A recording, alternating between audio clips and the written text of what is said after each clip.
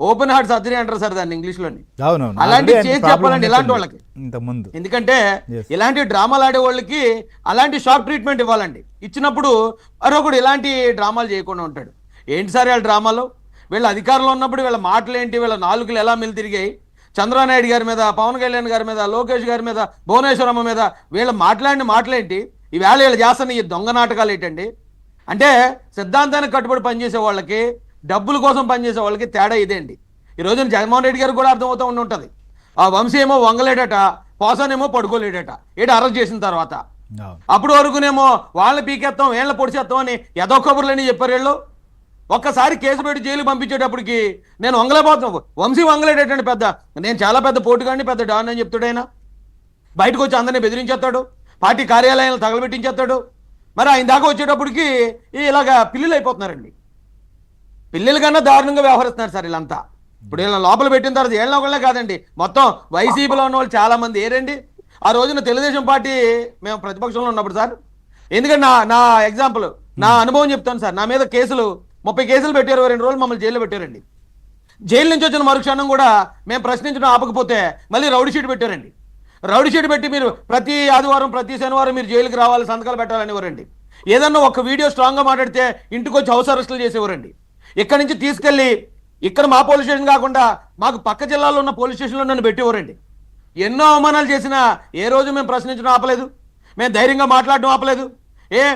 ఆ కొడాలి నాని ధైర్యం ఏమైపోయింది?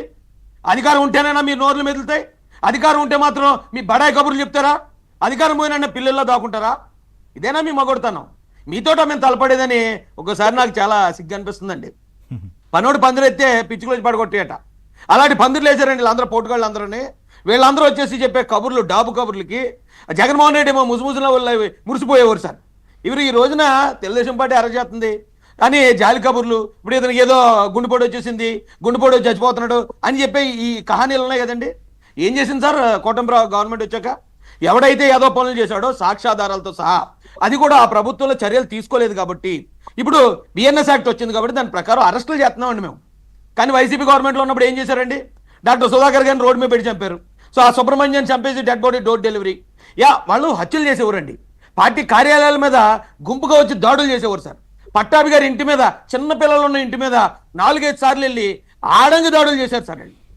ఇలాంటి దాడులు చేయటం, ఇలాంటి ఈ పోసాని గారినో, మరో లక్ష్మీ పార్వతినో, మరో ఒక అమలకలందరినీ కూర్చోబెట్టి భువనేశ్వరం మీద దారుణమైన మాటలు మాట్లాడించడం, అసెంబ్లీ సాక్షిగా మంత్రులు, ఎమ్మెల్యేలు. అంటే ఆ రోజున చంద్రబాబు నాయుడు గారిని మానసికంగా కొంగదీసి చంపేయాలనే హత్యా ప్రయత్నం నేను ఎప్పటి నుంచో మొత్తుకుంటున్నాను. ఇది 307 ప్రకారం కేసు పెట్టాలండి.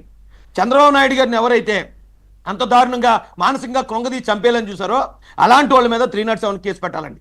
వీళ్ళందరి మీద ఇప్పుడు బిఎన్ఎస్ 111 పెడుతున్నారు. 111 కాదండి, 307 పెట్టాలి వీళ్ళ మీద.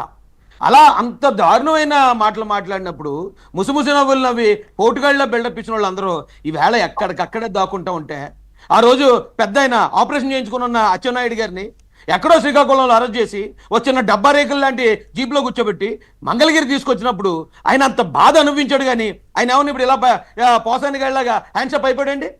లేదు సజ్జలై చేశాడు, నాకు 3,82,000 ఇచ్చారు నెలకి, నన్ను డబ్బులు ఇచ్చి వాడుకున్నారని ఎవరైనా సరెండర్ అయ్యామని తెలుగుదేశం కార్యకర్తలు.